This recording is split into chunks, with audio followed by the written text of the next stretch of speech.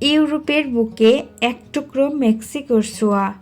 মাদ্রিদের রাস্তায় হাঁটতে হাঁটতে যদি আপনার সামনে এমন একটা বিল্ডিং চলে আসে যা দেখতে কোনো সাধারণ চার্চের মতো নয়, বরং একটা উল্টানো পিরামিড বা মেক্সিকান টুপির মতো, তাহলে কেমন লাগবে? হ্যাঁ, আজকে আমি কথা বলবো মাদ্রিদের অন্যতম এবং সুন্দর এক চার্চ, যেটির নাম নুয়েস্ট্রা সেনিওরা দে গুয়াদালুপে। আজকের আমার এই ভিডিওটি খুবই আকর্ষণীয় এবং চমৎকার হতে চলেছে। আশা করি সবাই শেষ পর্যন্ত দেখবেন। তাহলে শুরু করা যাক আজকে আমার এই নিউ ভিডিওটি।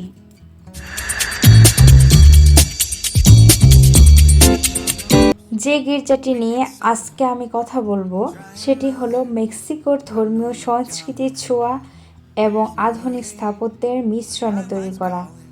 এই গির্জাটির ইংরেজি নাম হলো আওয়ার লেডি অফ গুয়াদালুপে, যেটি আমাদের বাসা থেকে খুবই কাছে। এই ভবনে মোট 2টি উপাসনালয় রয়েছে।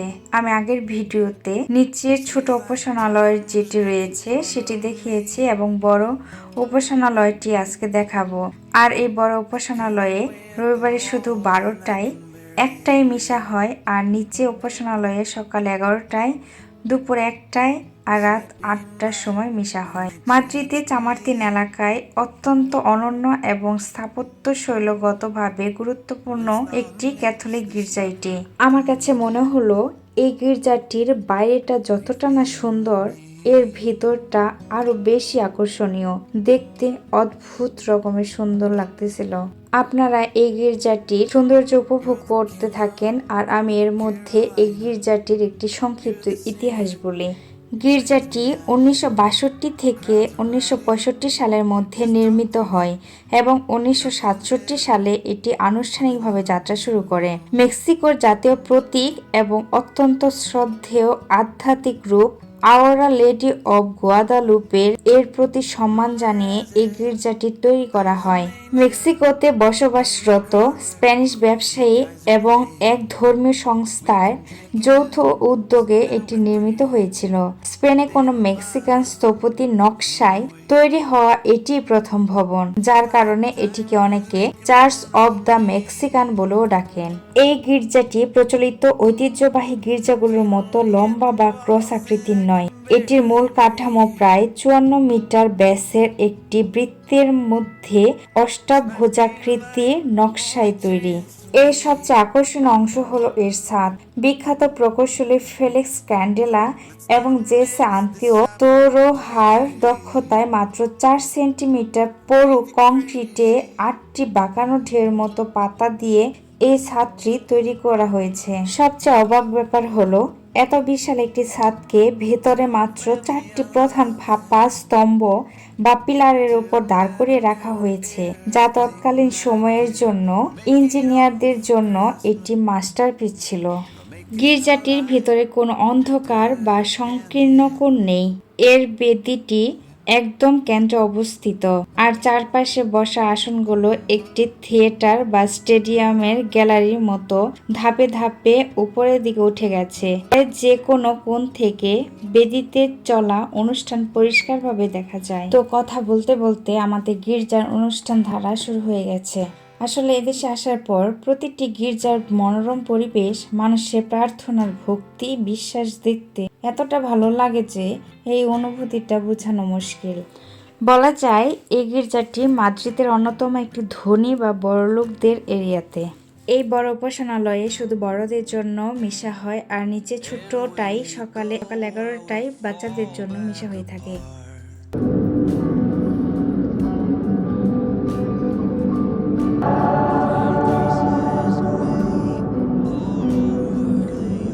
মিশার সময় ভিডিও করাটা, বিশেষ করে বয়স্ক যারা আছেন, তারা একদমই পছন্দ করে না। তাই এই মিশার যে অনুষ্ঠান সূচি রয়েছিল তা ভালো মতো ভিডিও করতে পারিনি।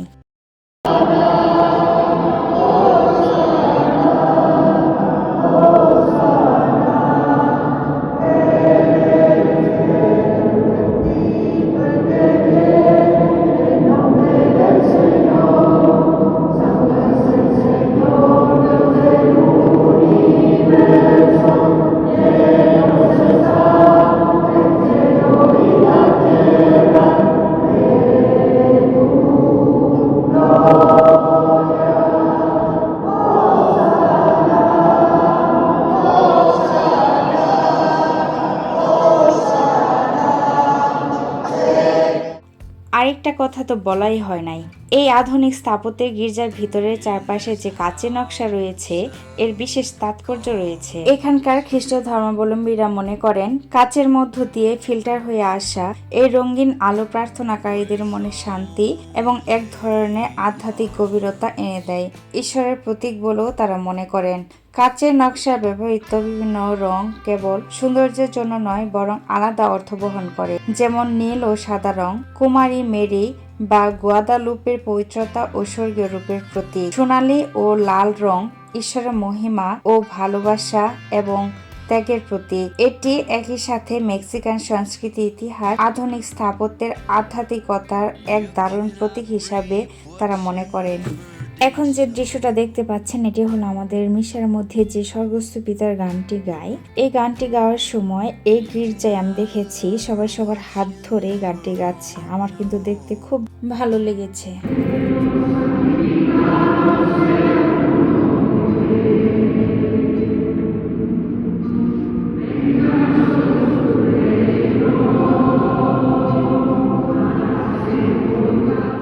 আমি দেখেছি এদেশের মানুষেরা মিশার সময় যে একটা ভক্তি, ভালোবাসা এবং এর মধ্যে আনন্দ উল্লাস নিয়ে প্রার্থনা, গান এবং এই সময়টা যে সুন্দরভাবে উপভোগ করে দেখতে কিন্তু বেশ ভালো লাগে। এই দৃশ্যটা হলো যখন আমরা একে অপরের সাথে শান্তি বিনিময় করি। এখানকার মানুষেরা এই সময়টা অনেক এনজয় করে, সবাই সবার সাথে, এমনকি সাধারণ জনগণ বেদিতে উঠে ফাদারের সাথে শান্তি বিনিময় করে। এই ঘটনায় একটা কথা মনে পড়ে গেল, যখন ছোট ছিলাম তখন এই শান্তি বিনিময়ের সময় আমরা দৌড় দিয়ে আমাদের টিচার বা সিস্টাররা যারা থাকতেন তাদের কাছে গিয়ে এই সময় আশীর্বাদ নিতাম, কিন্তু এখন আর এই দৃশ্যটি দেখা যায় না। এই দেশে এসে একটা জিনিস দেখেছি, এখানে শুধু ফাদার সিস্টাররাই কমিউন দেয় না, সাধারণ জনগণও এখানে কমিউন দিতে পারে। এই গির্জায় এই সিস্টেমটি হলো সবাই এই বেদির সামনে গিয়ে চারপাশে লাইন ধরে দাঁড়াবে, আর যারা যারা কমিউন দেয় তারা তাদেরকে কমিউন দিবে। খুবই সুন্দর একটি দৃশ্য।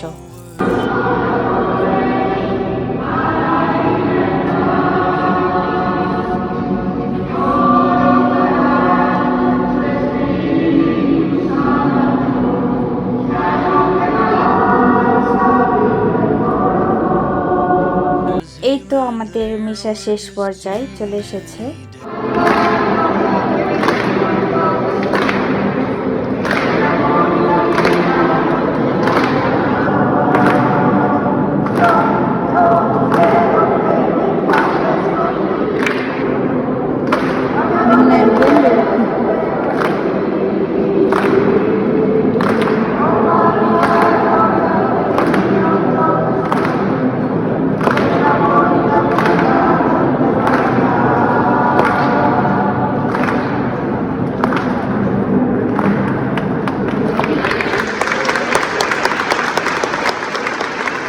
আমার এই ভিডিওতে আপনারা দেখেছেন যে সাধারণ জনগণের সাথে ফাদারের কত সুন্দর একটা সুসম্পর্ক এবং প্রতিটি মানুষ এই মিশার সময় কতটা আনন্দ উপভোগ করে, তাদের মনে কতটা ভক্তি, ভালোবাসা এবং আনন্দ থাকে।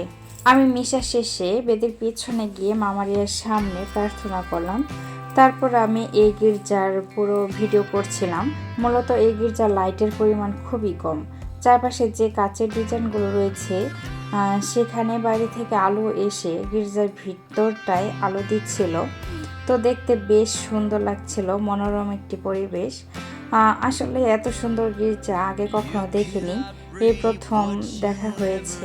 গির্জার বাইরে এসে দেখি এরকম কেক বিক্রি করা হচ্ছে। এটি মূলত বিক্রি করছে এখান থেকে যে টাকা আসবে তা যে সব দেশে গরিব মানুষ রয়েছে তাদের কাছে পাঠানো হবে। আমরাও একটি কেক কিনে নিলাম। তো আমার এই ভিডিওটি আপনাদের কেমন লেগেছে? এত সুন্দর একটি গির্জা এবং ঐতিহাসিক গির্জার বর্ণনা শুনে আপনাদের কেমন লেগেছে এবং এই গির্জার ডিজাইনটি দেখতে কেমন অবশ্যই আমাকে কমেন্ট করে জানাবেন। সবাই ভালো থাকবেন, সুস্থ থাকবেন।